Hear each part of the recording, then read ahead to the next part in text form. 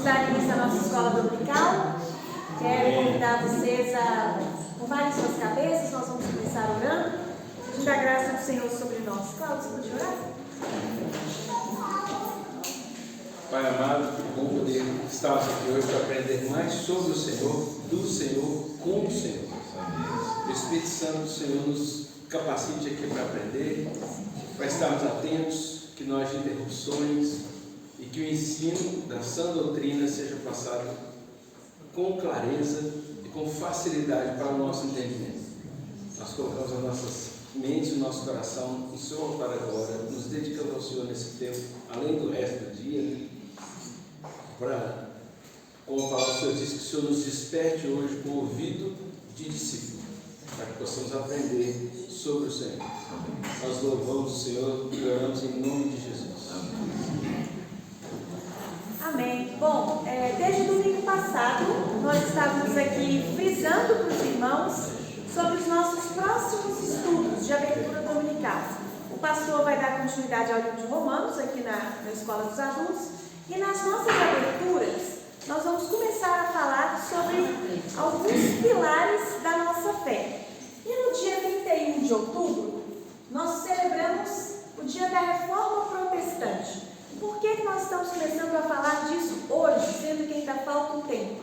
Porque a Reforma Protestante ela tem alguns pilares, e são 5, e até lá, até o final de outubro, nós teremos 5 domingos para apresentar um pilar desses por vez.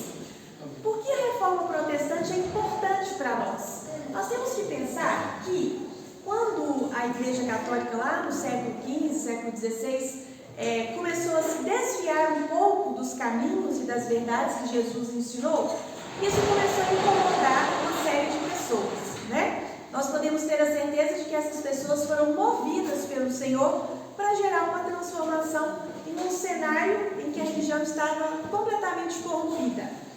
No dia 31 de outubro de 1517, um homem chamado Martinho Lutero, que era um monge católico, pregou no castelo de Wittenberg 95 teses. Ele escreveu 95 documentos em que ele confrontava algumas ideias da Igreja Católica, certo? Martinho Lutero foi confrontado, ele próprio, primeiro, a partir de um versículo que ele leu na Bíblia, que está em Romanos 1,17. Ele era católico, vivia segundo os costumes e as crenças do catolicismo, que ele aprendeu, né? Ele era monge, e ele viu lá em Romanos 17 um versículo que é: o justo viverá pela fé. Acontece que um dos piores panoramas daquela época era que a igreja vendia indulgências. O que é isso? Era você comprar a sua ida para o céu a partir de um valor financeiro. Então você pagava e a sua salvação estava garantida por isso aí. Ou seja, se nota uma total corrupção daquilo que é o ensino bíblico, não é verdade? Então Martinho Lutero pegou essas 95 teses lá no castelo de Wittenberg, isso na Alemanha, e depois as suas ideias começaram a se espalhar entre outras nações. Outro nome importante que a gente vai ver aqui, ao longo dos nossos estudos, é o Calvino, que é o João Calvino. Mas aí, todo esse início dessa reforma, né, dessa, digamos, entre aspas, aí, revolta contra algumas ideias do catolicismo, deu origem a 5 princípios que são aqueles que nós defendemos hoje. Nós chamamos de os 5 solas da reforma. Isso é em latim, o sola significa somente. Isso é a base da nossa fé hoje. Então hoje nós acreditamos, por tudo isso aqui que um dia foi disseminado, nós acreditamos que só a fé salva, nós somos salvos pela graça, nós acreditamos na veracidade total das Escrituras, nós sabemos que Cristo é o único capaz de nos salvar, e nós sabemos que toda a glória deve ser dada a Deus. Então, sola fide, sola gratia, sola escritura, solos Christus, só lhe deu glória. pensar um pouco mais sobre sola fide, ou seja, só a fé, a salvação somente pela fé. E eu quero convidar vocês a abrirem comigo lá em Gálatas 2,16.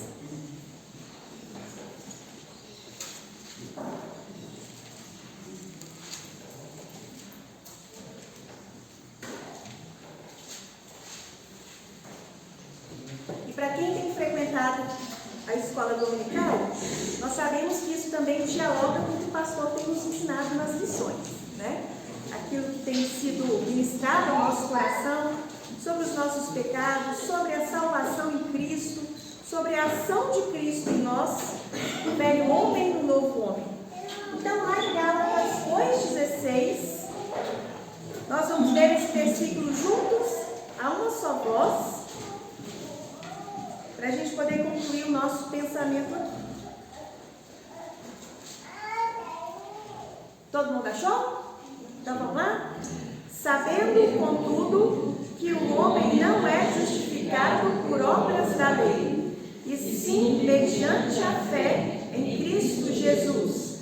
Também temos crido em Jesus, para que fôssemos justificados pela fé em Cristo, e não por obras da lei, pois por obras da lei ninguém será justificado. Nós temos estudado aqui na escola dominical que a lei ela tem algum valor, mas ela não nos salva. O que nos salva é a fé em Cristo Jesus. Meus irmãos, vocês veem como que Deus faz as coisas de maneira tão perfeita. Chegou um tempo na história em que o Evangelho de Cristo foi sendo corrompido.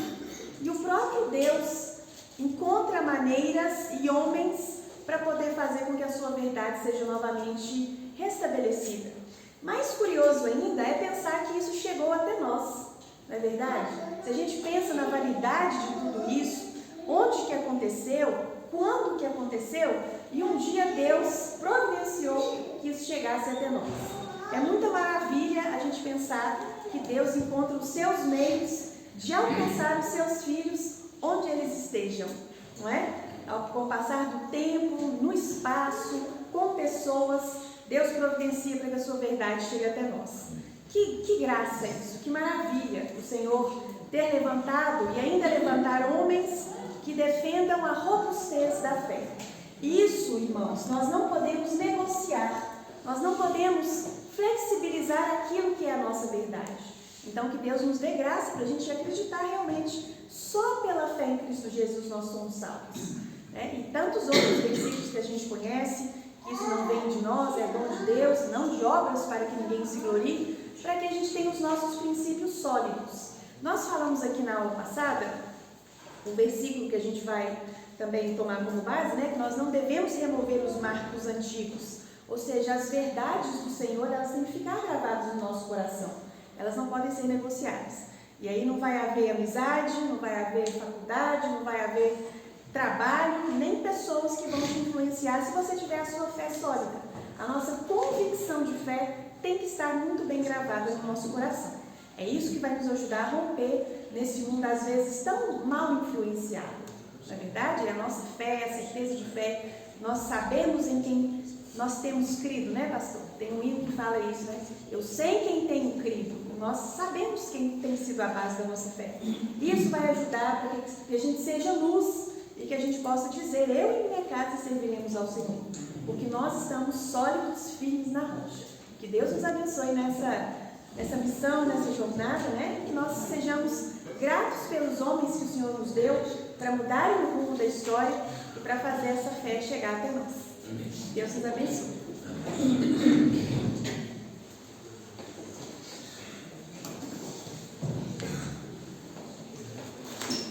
Meus irmãos, bom dia, que bom, né? Já começando o dia ouvindo as verdades, da nossa fé, nos dá firmeza, nos garante, nós queremos, antes da oração, dar um aviso e depois nós vamos ver os pedidos de oração, que os irmãos gostariam de fazer. No próximo sábado, dia 4, a partir das 14 horas, o Ministério de Mulheres da nossa igreja está programando um momento só com as mulheres. Então, o encontro das mulheres. Será lá em Veracruz, na residência da Marisa, nossa irmã. Ela cedeu o espaço lá, é um sítio, né? Então, um espaço para que as mulheres possam participar. E nós teremos lá, falando para as mulheres, a Ana Ruth. A Ana Ruth é psicóloga, psicoterapeuta, conselheira, né, familiar, é uma pessoa especial. Ela teve naquele dia que nós fizemos o encontro da família presbiteriana, o ano passado. Ela esteve lá no sítio do Osmar, né, e falou para a gente lá, e aí ela vai falar para as mulheres. Então, queria dizer para as mulheres não perderem, viu? Será um momento especial, vai ter um café colonial, então cada irmã pode levar aí uma coisinha para tomar café lá junto, e ela vai começar a palestra às 5 horas, 17 horas. Então, se alguém estiver trabalhando, não tiver como ir antes, então pelo menos chegue para a palestra, né, às 17 horas. Mas lá, a partir das 14 horas vai estar funcionando, tá? Tem um ônibus da rodoviária que leva para lá quem não tiver condução, mas nós temos muita gente com carro que pode dar carona. Então você pode colocar lá no grupo das mulheres, você precisa de carona, né, que a gente vai providenciar aí para dar carona para você que não tem como ir, tá? Então será no próximo sábado, a partir das 14 horas. Pedidos de oração, vamos começar aqui, na frente. Dona Lina, Lali. Meu lar, saúde, libertação, direção, conversão da minha irmã, continuar orando por pastor Nilson, Maria Rosa. Pela família de Marcos e por nossa vizinha, Dona Zélia. Lene. Conversão da minha mãe. Betinha, teve saúde dele, né? Saúde do filho. Juliana, nessa fileira aqui, Beto? O Wellington, esposa dele. Isso. Humberto. Mais alguém nessa fileira do meio? Não? Ricardo? Pela Teresa? conversão da minha família, por várias pessoas da minha família também com problema de saúde, e pela cirurgia de Jair, e por várias também que passou no momento. Você? Mais alguém? Não? Vamos orar. Então, nós vamos orar. Se o senhor pediu, o senhor pediu oração? O irmão, né? O senhor perdeu o irmão, né? Consolo, o corpo, né? Teve mais alguém que perdeu o familiar essa semana? Quem foi, hein?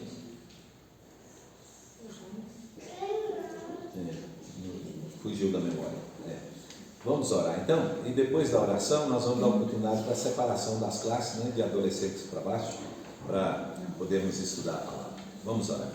Senhor, nós queremos te agradecer, Pai, mais uma vez, Senhor, nesse dia, pela vida, pelo cuidado do Senhor conosco, pela oportunidade de estarmos aqui, Senhor, em comunhão, para estudar a Tua Palavra, e queremos pedir, Senhor, continue falando no nosso coração, por meio da Tua Palavra nessa manhã.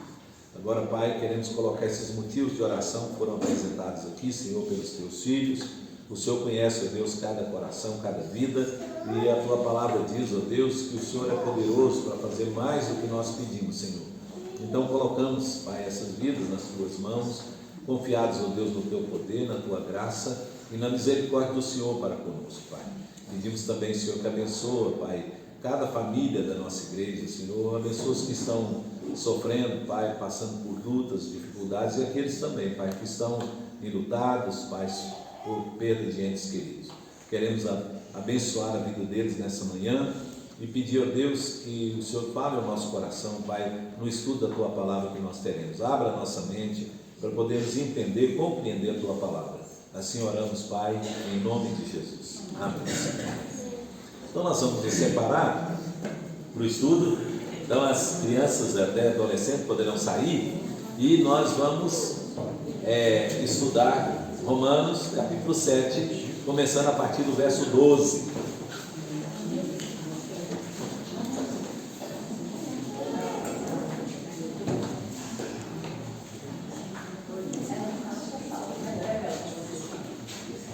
Romanos capítulo 7, a partir do versículo de número 12.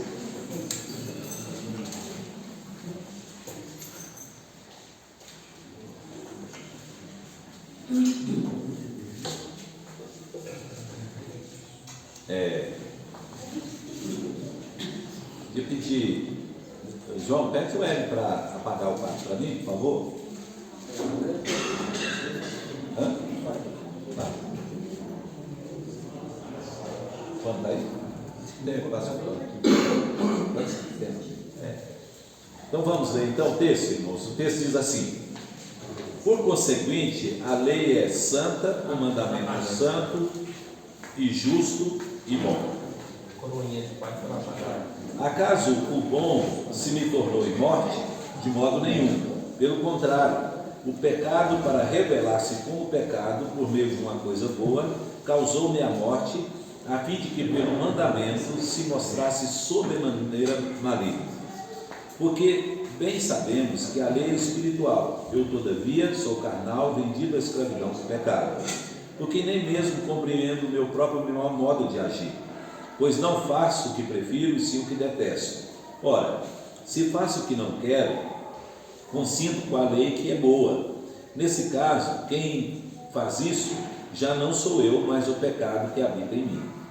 Porque eu sei que em mim, isso é, na minha carne, não habita bem nenhum, pois o querer o bem está em mim, não porém o efetuá-lo. Porque não faço o bem que prefiro, mas o mal que não quero, esse eu faço. Mas se eu faço o que não quero, já não sou eu quem o faz, e sim o pecado que habita em mim. Então, ao querer fazer o bem, encontro a lei de que o mal reside em mim. Porque no tocante ao homem interior tenho prazer na lei de Deus, mas vejo nos meus membros outra lei, guerreando contra a lei da minha mente, e me faz prisioneiro da lei do pecado que está nos meus membros. Desventurado homem que sou! Quem me livrará do corpo dessa morte? Graças a Deus, por Jesus Cristo nosso Senhor. De maneira que eu, de mim mesmo, como com a mente, sou escravo da lei de Deus, mas segundo a carne, da lei do pecado. Amém. Que Deus abençoe o texto que nós lemos para a nossa edificação. Irmãos, nós estamos continuando o nosso estudo e falando sobre a lei e a graça, né? Então Paulo falou, os irmãos lembram que Paulo disse que nós agora não estamos mais, não somos mais escravos do pecado, porque nós não estamos debaixo do pecado, né? Da lei, debaixo da lei, mas sim da graça. E aí, a pergunta que alguém poderia fazer para Paulo é o seguinte: bom, mas você não disse que a lei é boa, santa, o mandamento é puro, bom, então aquilo que é bom tornou para mim morte, né? Aí Paulo então vai explicar tudo isso, a relação do crente agora com a lei de Deus. Então, os irmãos lembram que nós falamos sobre a finalidade da lei, e nós mostramos aqui várias questões que a lei, para que a lei foi dada e qual a razão da lei, né, servir para a nossa vida. Então, nós dividimos a lei em três, vocês lembram?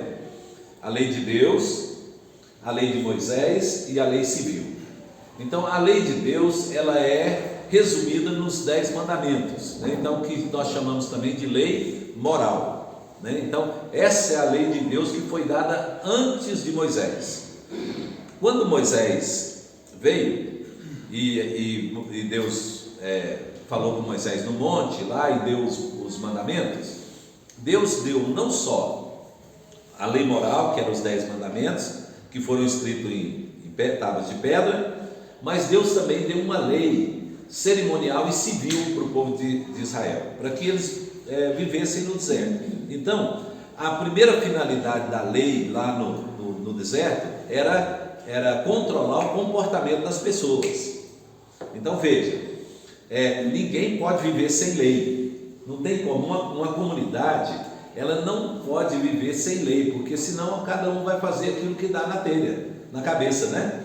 Então, imagina, se eu não tenho uma regra, uma lei para seguir, e eu vou fazer aquilo que tiver no meu pensamento, e aí eu posso estar fazendo uma coisa que está prejudicando outra.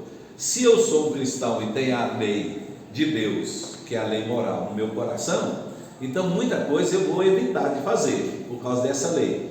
Mas se a pessoa não é crente, então ele vai fazer aquilo que é o seu coração manda. E aí, então o pecado vai levar a pessoa a fazer só o mal, né? Ou fazer as coisas só para interesse próprio, do egoísmo, né? Então, Deus precisou dar para o povo de Israel uma lei para controlar o comportamento deles no deserto. Então está toda aquela lei escrita lá em Deuteronômio, e a lei cerimonial estava escrita no livro de Levíticos. Então nós temos Levíticos e Deuteronômio, onde a lei de Deus dos 10 mandamentos foi nas tábuas, e essa outra lei foi dada para Moisés para controlar o povo no deserto. Até aí tudo bem, gente? Tranquilo? Aí o que aconteceu? O povo veio, entrou na terra prometida e foi até vir Cristo. Quando Cristo veio, aí Cristo então cumpriu a lei, né, toda a lei, para que ele disse assim, que ele precisava cumprir toda a lei, né? Então, para que cumprir toda a lei?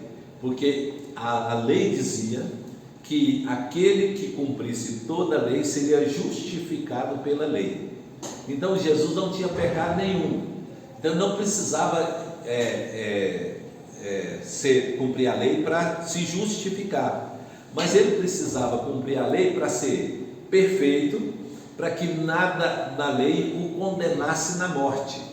E aí quando ele morreu, então ele estava morrendo não por uma falta dele quanto à lei, mas por nossas faltas, né, que nós cometemos, e ele levou sobre si. Então pensa,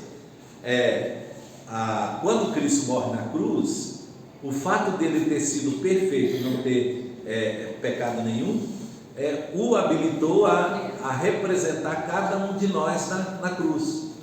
Então nossos pecados foram pagos pelo sacrifício dele na cruz, porque ele foi perfeito, ele cumpriu toda a lei, né? Então ele falou assim, que não passará o céu, mas nem um tio nem da lei se passará sem que se cumpra.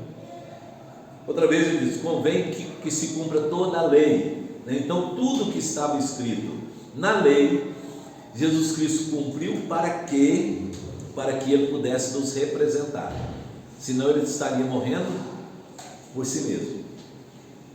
Tranquilo aí também, gente? Dúvida? Não? Podemos seguir? Então pensa, se ele morreu, então se ele cumpriu toda a lei, é o único que cumpriu toda a lei, então Jesus era perfeito, né? Aí a pessoa pode falar assim, não, mas teve coisa na lei que Jesus não obedeceu. Por exemplo, dia de sábado, né? Então Jesus trabalhou no sábado, mas Jesus explicou o sentido do sábado, porque o judeu entendeu o sentido da lei, o sentido do sábado de forma diferente, né? Então por isso que Jesus, mesmo trabalhando no sábado, não quebrou o sábado. E assim outras coisas, né? Tá bom? Podemos ir, gente? Se tiver dúvida, pode perguntar. Essa parte do sábado, eu nunca entendi direito a explicação dele em comparação a como os fariseus, os judeus enxergavam como era o sábado. Porque os judeus enxergavam o sábado como a cessação de trabalho simplesmente, né? Que o objetivo do sábado era cessar de trabalhar, né? Jesus mostrou que não, que o sábado ele foi feito por causa do homem, para que o homem pudesse descansar, mas o sábado era parar de trabalhar para observar. A palavra sabat significa isso no hebraico, cessa para observar. Então, para que pudesse então adorar a Deus por causa do sábado, mas que o sábado não estava ligado a um dia específico, né? E que fazer alguma coisa no sábado não quer dizer que está quebrando o sábado, né? Jesus mostrou que o sábado foi feito por causa do homem, não o homem por causa do sábado. Se o sábado fosse maior do que o homem, tudo que o homem fizesse no sábado estaria quebrando. Como o homem é maior do que o sábado, então o mais importante é o homem, não o sábado. É isso que Jesus explicou. Podemos seguir? Então vamos lá. Aí então, essa lei de Deus, ela ficou até Cristo, né? Aliás, essa lei de Moisés ficou até Cristo. A lei civil e cerimonial valeu para o povo lá, os judeus no deserto, e depois na terra prometida. Tá. Depois que Cristo veio, então a lei ela não mais serve para regular o comportamento do homem, e não mais regular o culto religioso, e não mais para todos os cristãos seguirem a lei civil. Por quê? Porque cada país tem sua lei, cada povo tem sua lei, né? Então a lei é determinada pelo próprio país. Então a lei civil não cabe mais para o crente, a lei civil lá do Velho Testamento. Agora a lei civil que nós devemos seguir é a lei do nosso país.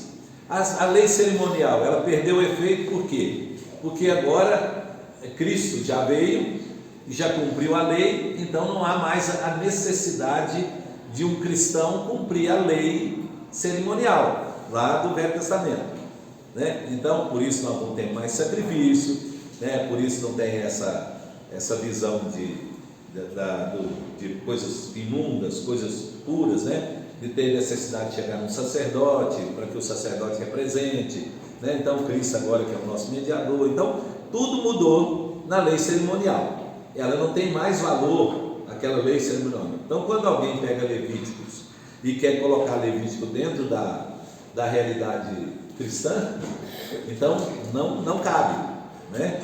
É pegar um vinho novo e põe em odre velho.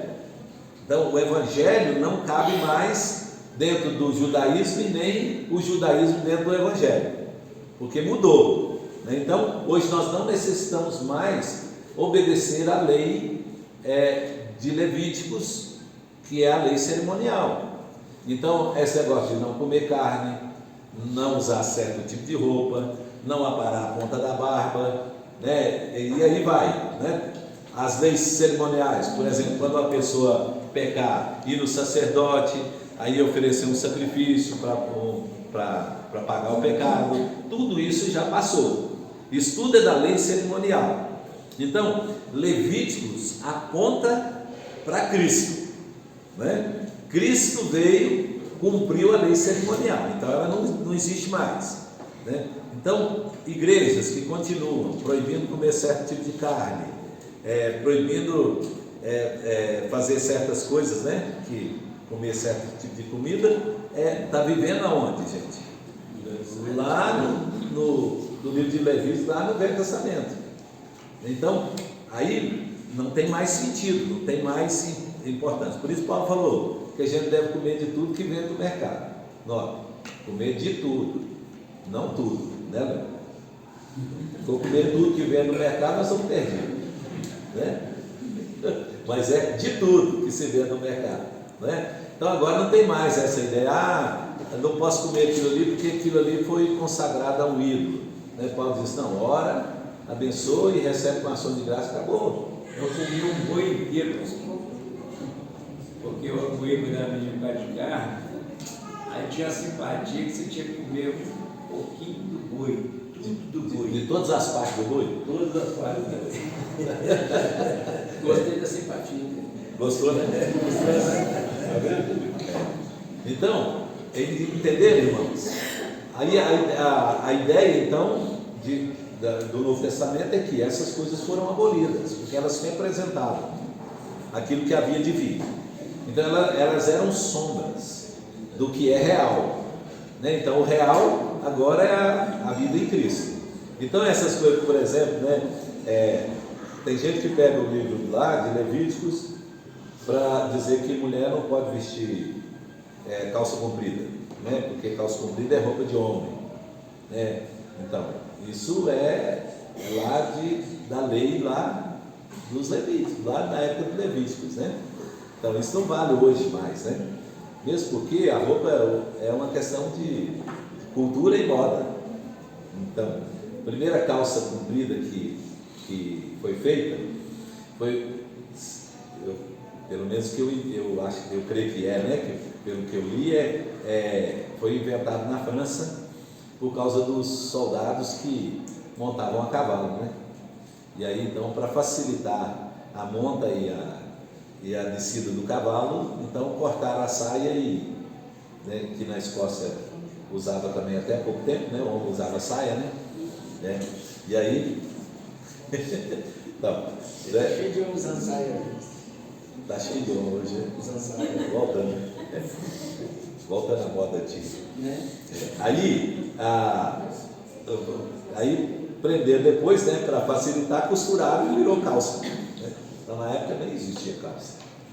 Tá vendo, gente? Assim, a falta de conhecimento bíblico, né, do sentido bíblico, às vezes surge as dificuldades que a gente tem doutrinárias, né? E aí a pessoa passa a dizer que uma mulher que veste calça comprida não é crente, né? Porque usou a lei para julgar, né? E determinar quem é crente e quem não é crente, né? Tranquilo? Pergunta aí? Então vamos lá. Primeira coisa que nós dissemos que a função da lei era o quê? Lembra? Então a primeira função da lei, revelar o pecado. Ela mostra o pecado. Então a lei é como se fosse um espelho, certo? Quando olha no espelho, vê. Então, ao olhar a lei, a pessoa sabia, ó, isso é errado, isso é certo, isso é errado, isso é certo, né? Então esse foi um primeiro propósito. Segundo propósito da lei, nós dissemos, foi condenar o culpado.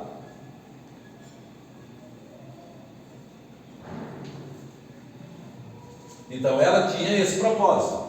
Quem pecou, né, então é pecador, vai ser condenado no final, certo? Esse foi o segundo propósito da lei. O terceiro propósito da lei foi mostrar a malignidade do pecado.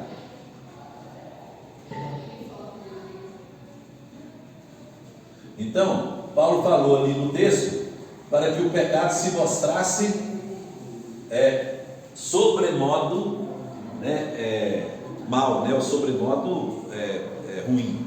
Então a pessoa viu a lei, viu o pecado, a lei mostrou o pecado, então falou, o pecado é mal, né? Então mostrou a malignidade do pecado. Quarta coisa que nós falamos que era a finalidade da lei é revelar que todo homem é pecador.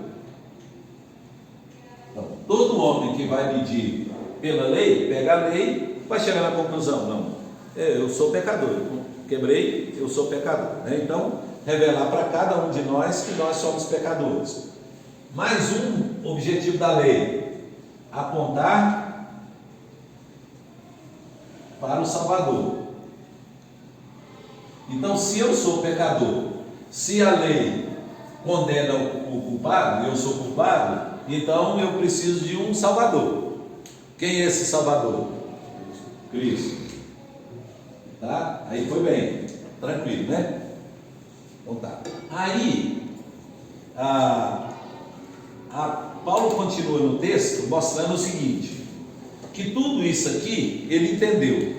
Quando ele compreendeu o Evangelho, ele percebeu tudo isso. Então, revelou o pecado para ele. Então ele disse, eu não saberia que cobiçar era pecado se a lei não dissesse não cobiçarás.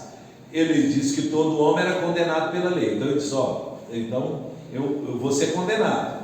Por quê? Porque o pecado é mau e o pecado domina o homem, leva o homem ao inferno. O objetivo final da lei é levar o homem para o inferno. Revelou então que eu sou essa pessoa culpada, porque eu quebrei a lei, mas aí então agora eu preciso de um Salvador. Então ela apontou para Cristo, olha, você não pode ser salvo obedecendo a lei. Isso aqui tudo foi entendido, Paulo compreendeu isso perfeitamente. Aí Paulo disse assim, só que tem um problema, que o mesmo crente, entendendo tudo isso, muitas vezes ele continua querendo guardar a lei para ser salvo. Essa é a tentação que Paulo fala que estava com ele aqui agora. Então veja bem, primeira coisa que ele disse foi o seguinte, que ao conhecer Cristo e ao saber que a salvação agora é em Cristo, então ele chegou para Cristo, foi até Cristo. Só que aconteceu o seguinte, quando ele olhou a lei e viu que a lei era santa, boa, né, perfeita, e que não era ela que causava o pecado, que levava a condenar, o pecado que condena o homem, não é a lei. Ele falou assim: então, a lei é boa, e eu preciso da lei. Preciso da lei para quê? Para que ela possa me revelar o que é certo e errado, para que eu possa obedecer a Deus. Só que Paulo entendeu, no princípio ele está colocando aqui, depois ele vai explicar isso de forma melhor. Ele entendeu o seguinte, que nós corremos uma tentação de, mesmo sendo justificado pela graça, tentar voltar a obedecer a lei para justificar diante de Deus. E aí ele olhava para a lei e via as coisas que a lei apontava e mostrava, que eram as coisas boas. E ele tentava obedecer a lei, pensando assim: se eu obedecer a lei, eu vou agradar a Deus. E fazendo isso, eu estava pensando, no final de tudo, Deus vai me aceitar. Então, o grande risco que o cristão corre, primeiro, é usar a lei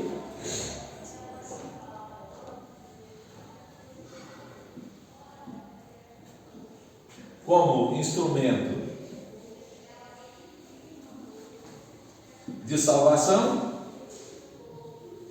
Essa é a primeira. E a segunda, usar a lei como instrumento de julgamento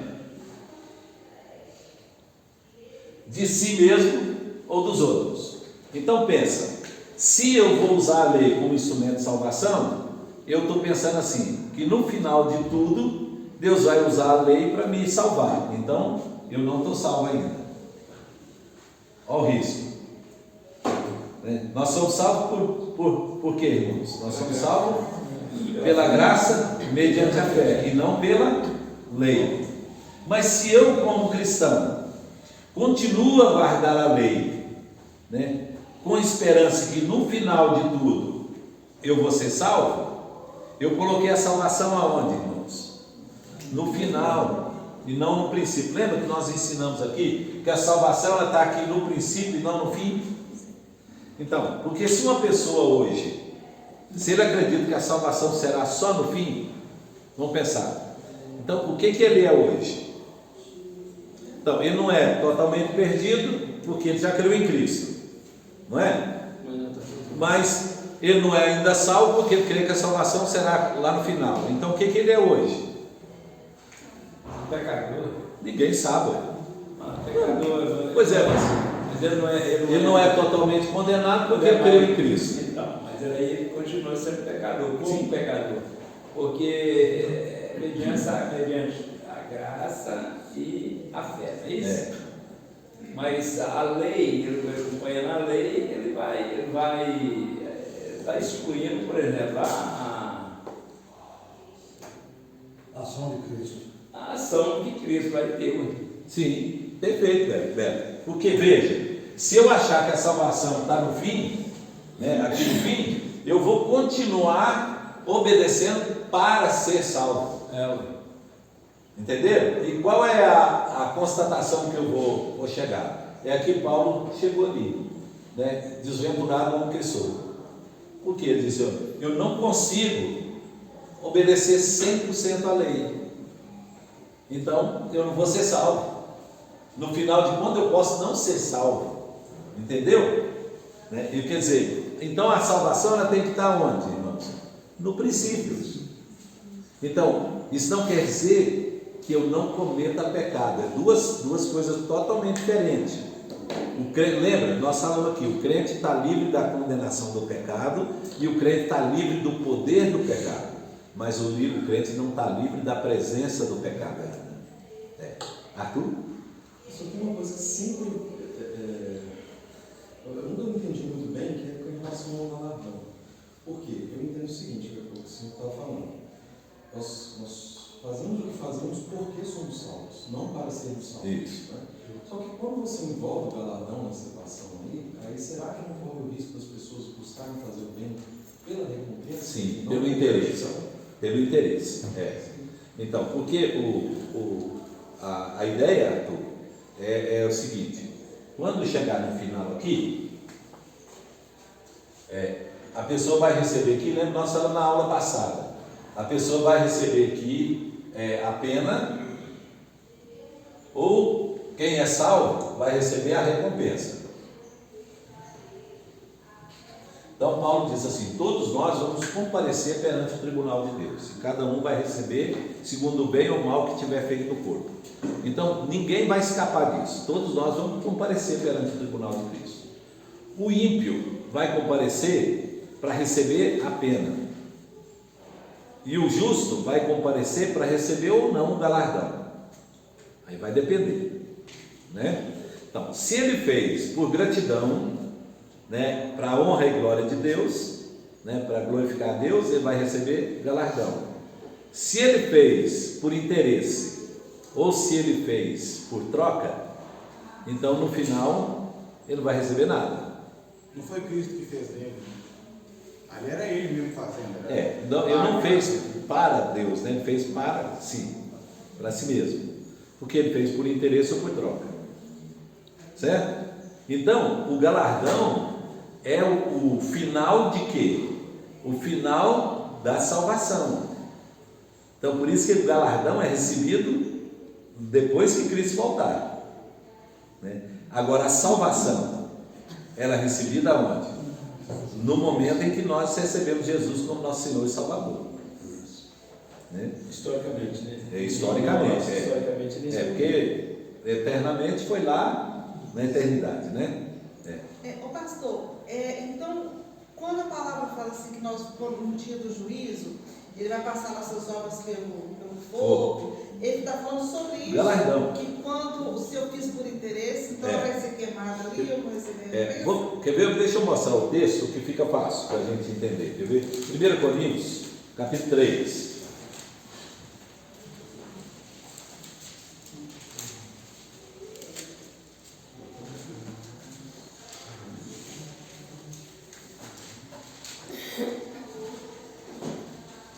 Ele está falando aqui da responsabilidade daqueles que ensinam, mas ele está falando de obras, tá? Ele diz assim, verso 10 em diante.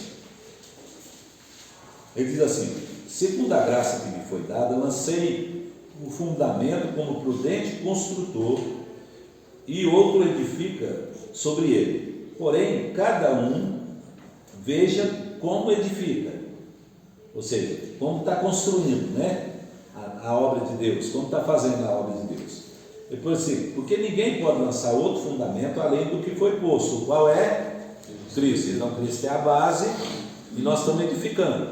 Tudo que nós estamos produzindo, trabalhando, né, na nossa vida cristã, nós estamos edificando. Aí ele continua: contudo, o que alguém edifica, se o que alguém edifica sobre fundamento é ouro, prata, pedras preciosas, madeira, feno, palha, manifesta se tornará a obra de cada um. Quando é que vai ser manifesta essa obra? Lá talvez um pouco aqui, mas lá vai ser revelado no final, né? No dia. Pois o dia que ele está falando é o dia da volta de Cristo, a demonstrará, porque está sendo revelada pelo fogo. E qual seja a obra de cada um, o próprio fogo o provará. Aí diz assim: se permanecer a obra de alguém que sobre o fundamento edificou, sobre a base que é Cristo edificou, esse receberá galardão. Se a obra de alguém se queimar, sofrerá ele dano. Que dano? Vai perder aquilo que ele esperava que ia receber. Então não vai receber, mas o mesmo será salvo, todavia como que através do fogo. Então passou, né? Vamos pensar, a figura aqui, você está entrando numa fornalha, certo? O que você está levando com você na sua mochila, tá? Que foi o que você trabalhou e edificou, está levando na mochila, vai passar. Se for coisa que queima, vai queimar, pronto, você vai sair do outro lado, mas não vai ter nada.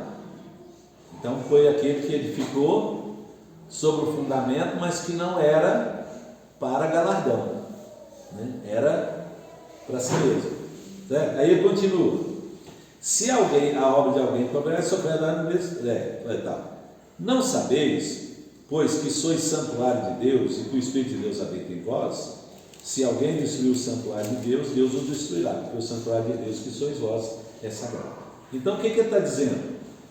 Prata, ouro e pedra preciosa, quando passa no fogo, o que acontece com ela? Só purifica, não é? Mas se for palha, feno e madeira, destrói. Mas esse nada é o quê? Esse nada que ele passou e queimou. Queimou, aí vai ser salvo só, mas não vai receber galardão. Não é o galardão, mas o quê? Por exemplo, ele não fica na presença de Deus, ele não vê Deus. Pois é, vamos pensar, Beto, que você... Ele não vai servir a Deus em nada? Vai no céu, vai ficar no céu, mas não... Então, porque, gente, galardão é uma recompensa que a pessoa vai receber, certo, lá no céu. Galardão não é salvação.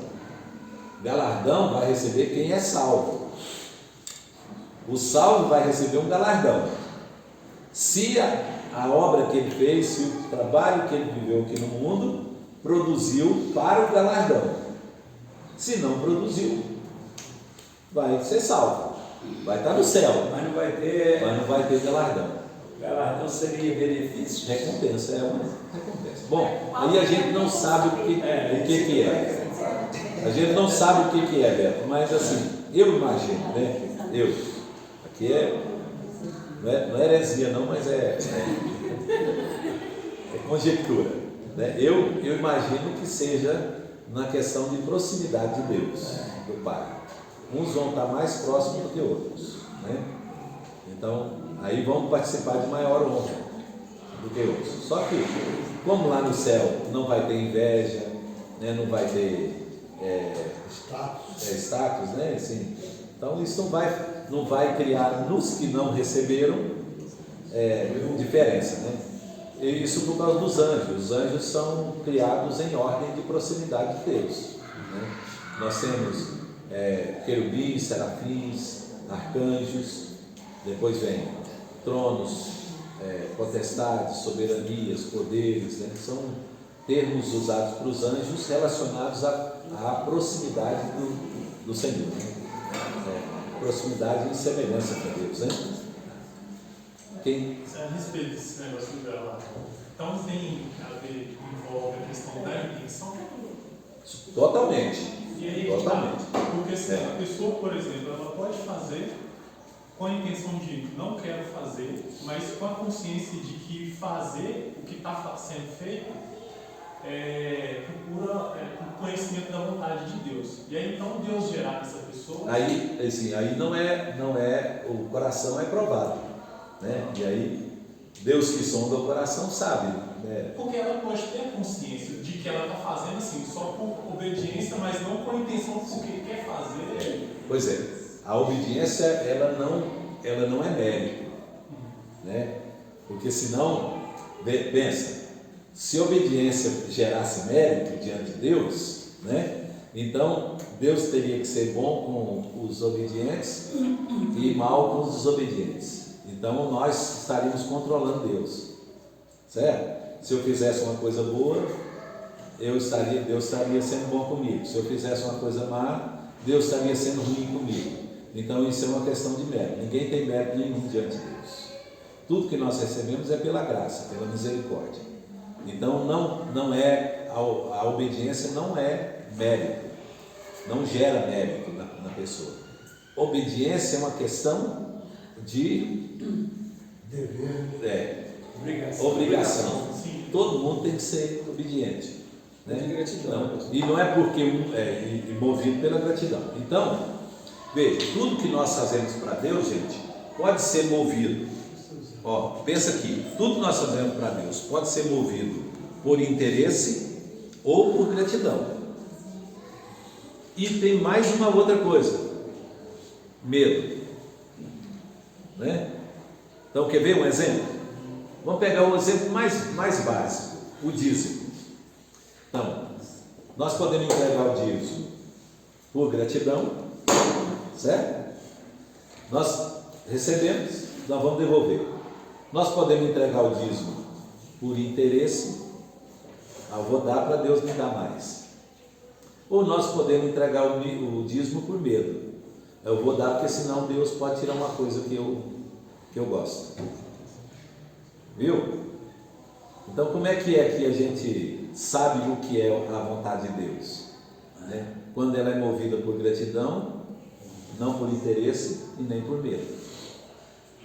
Então eu posso fazer a obra de Deus por gratidão, ou a pessoa pode fazer essa obra de Deus por interesse. Mas Deus que faz por interesse não está dentro da vontade do Senhor. O senhor fez um comentário e eu gostaria de saber, e não está no estudo.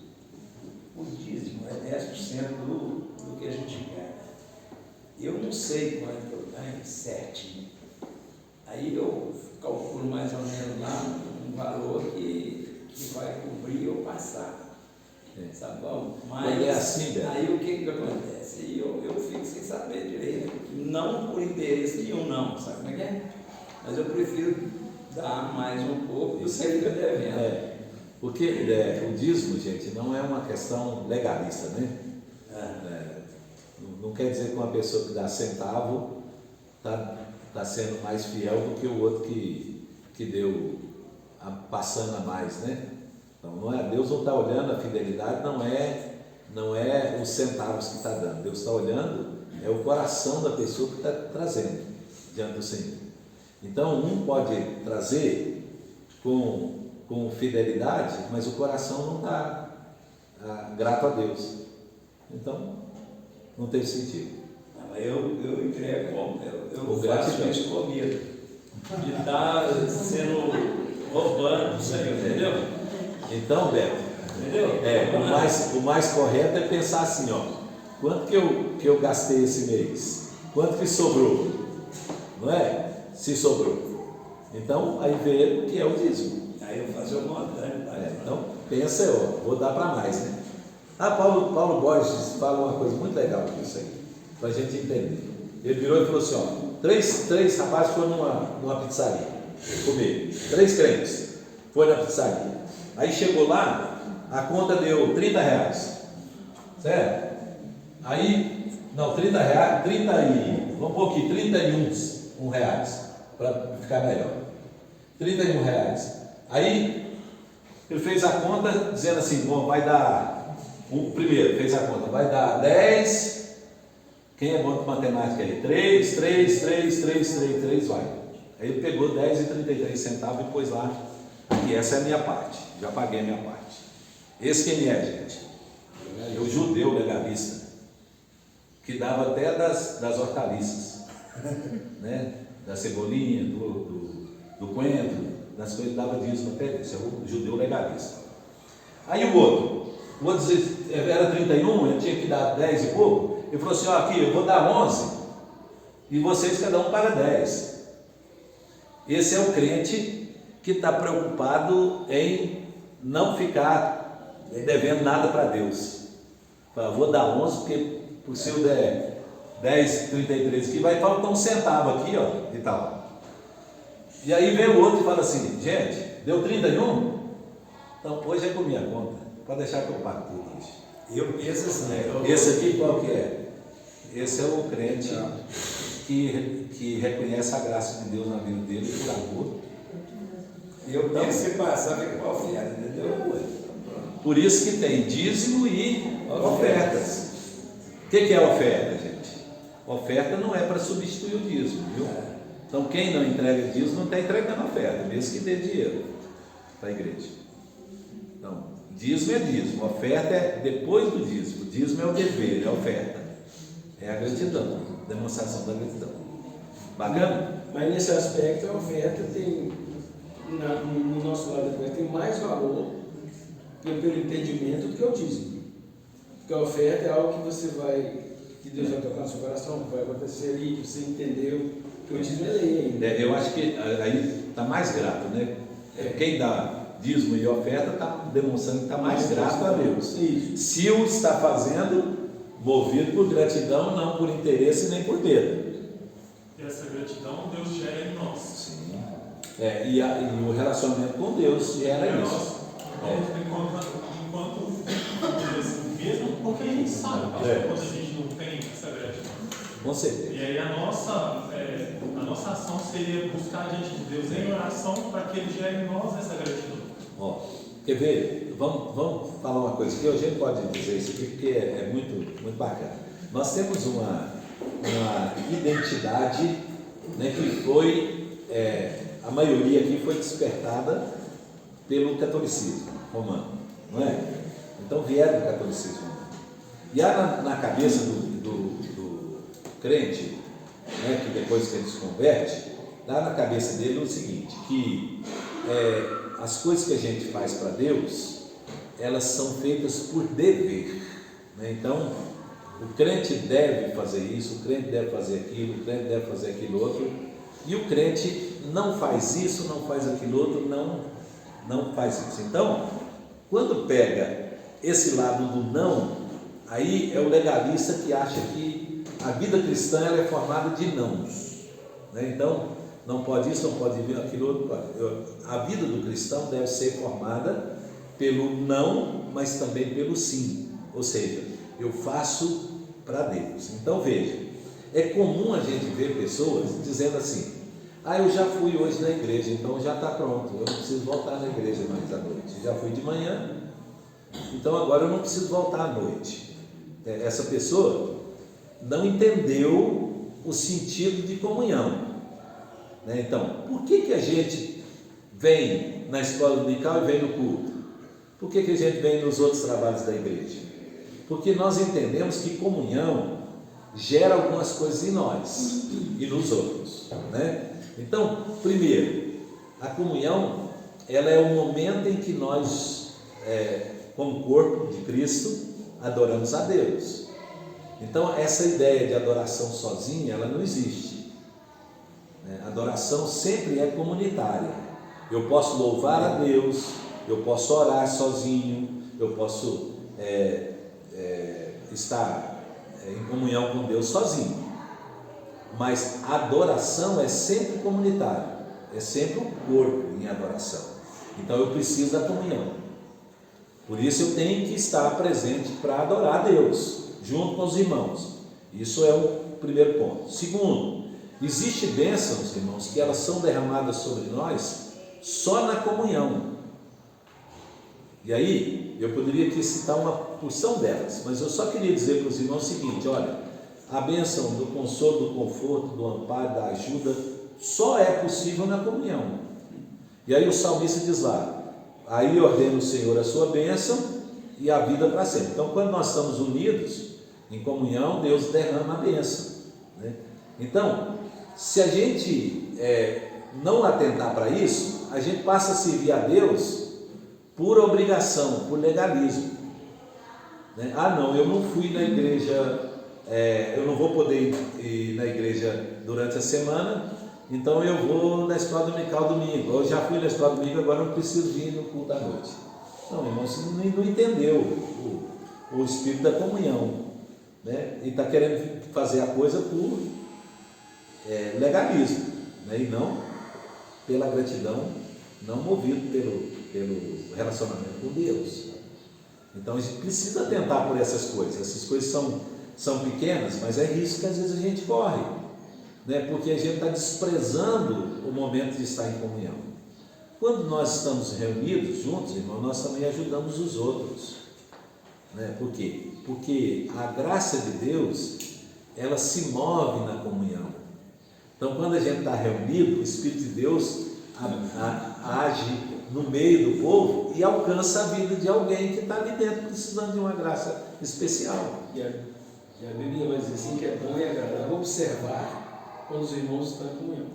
Até serve de testemunho. E o escritor de Hebreus disse assim, que os irmãos estavam deixando de congregar, e ele falou: não pode deixar de congregar, né? Como alguns estão fazendo. Então, desde a época do escritor de Hebreus, já tinha gente matando culto, né? Desde aquela época. Então, pensa, né? Então, se a Bíblia orienta, é para isso, para a gente ver as bênçãos que estão vindo ali, beleza? O grupo de oração da quinta-feira, se as pessoas vierem e perceberem como é uma bênção, está na comunhão também, né? E as respostas, né? De oração. Na comunhão, gente, a gente ora uns pelos outros, né? Recebe oração dos irmãos, olha quanto isso abençoa a vida da gente, né? Mas às vezes assim, a gente vem de uma tradição e essa tradição gera em nós a visão legalista, que é essa questão da lei, né? De usar a lei, né? Como voltar para a lei como se fosse isso o propósito de Deus, ao invés de viver a graça. Então veja, se eu que estou na graça e eu quiser voltar de novo para a lei, Paulo fala aos Gálatas assim, de que Cristo nada aproveita para vocês, porque se vocês estão tentando ser justificados diante de Deus pelas obras da lei, Letícia falou hoje aqui, né, deu texto, então de Cristo vos desgaste, Cristo nada aproveita para vocês, tudo que Cristo fez perdeu sentido, é porque você está tentando justificar, salvar a si mesmo, está tentando fazer as coisas para com isso ganhar o favor de Deus, né? Ao invés de agir de maneira diferente. Então, Leci falou ali, né? Como é que a gente demonstra o perigo da gente fazer as coisas sem ser pela gratidão, né? Então, quando a gente faz as coisas por interesse, irmãos, a gente está sempre esperando um retorno, sempre, né? E vamos pensar aqui, tudo na nossa vida do mundo aqui é feito dessa forma, não é? Só os cristãos conseguem viver e servir a Deus e o próximo sem ser por interesse, irmãos. Só ele, porque nenhuma outra religião tem esse princípio.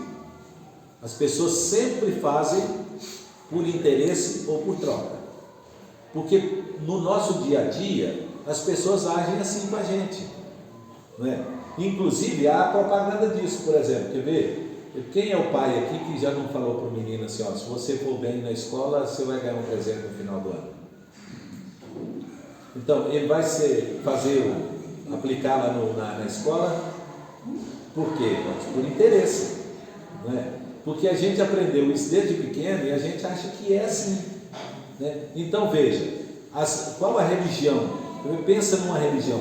Qual a religião que não trabalha com essa questão de mérito, de você fazer para merecer? Não é? Não, você pode pegar qualquer religião que você vê, ó, espiritismo, budismo, catolicismo, né? Você pode pegar toda a religião que você pensar, toda ela está voltada para isso, você faz para receber, né? E é a única religião que é o contrário, que você recebe e aí você faz por gratidão, é o cristianismo. É a única religião. Pastor, na televisão direto, você já bebeu muito copo d'água aqui, manda você beber copo d'água, como poder receber uma coisa. Isso aí é Deus, né? Como é que é? Não entendo esse negócio, não, né? Isso é simpatia. Isso é simpatia. E sabe, e pior ainda, né? Tem que ter fé demais para acreditar nisso, não tem? Tem que ter crença demais. Pior, às vezes o programa que você viu na televisão era gravado, viu, Beto? Então, aí foi feita há 2 meses atrás, eu estou mandando você beber água agora para você poder beber água, né? Pega seu copo d'água e deixa na televisão, não sei o quê. Em cima do rádio, né? Água benta. Benzina.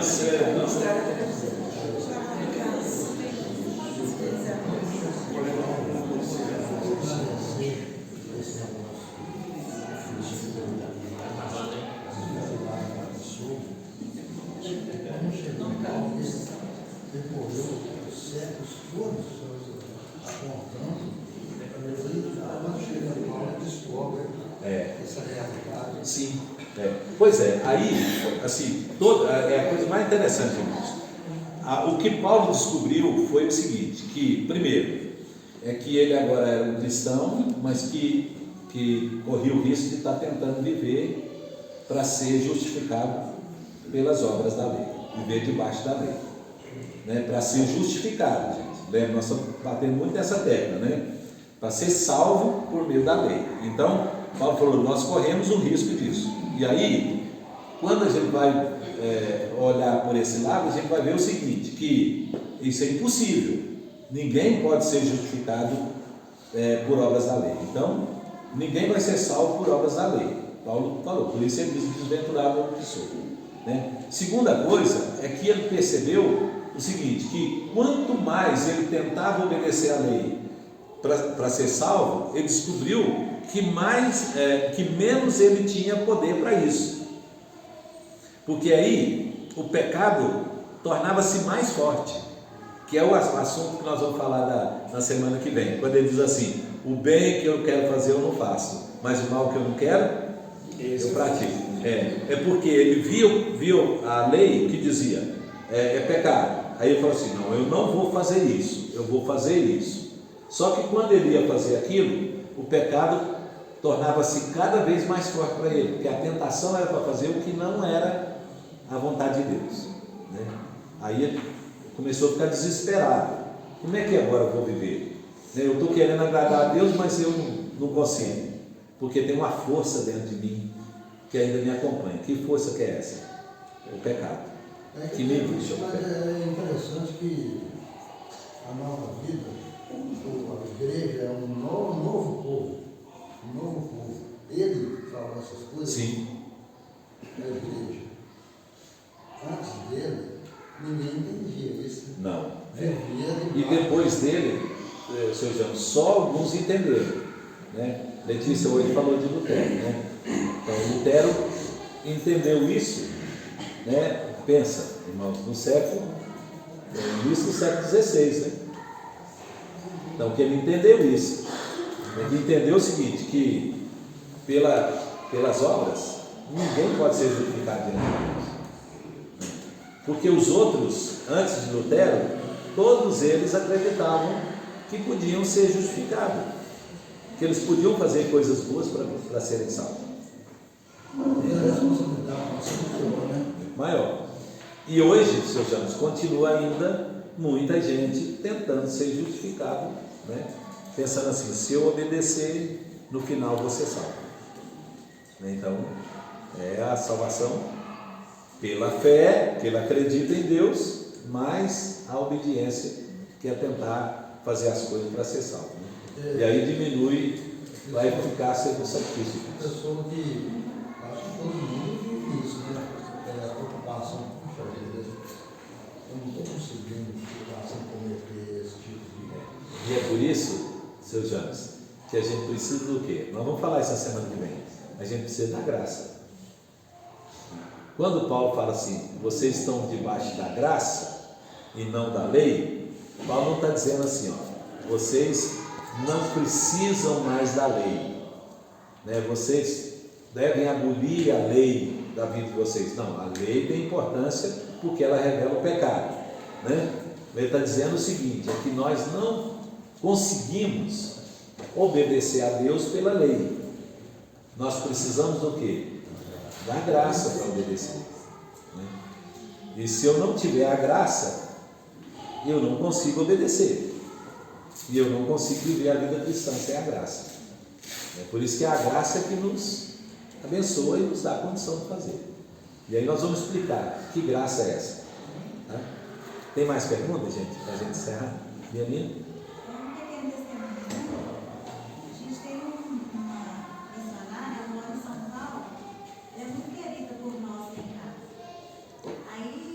Um dia que uma irmã nossa da igreja, que a gente ama muito, estava lá, né?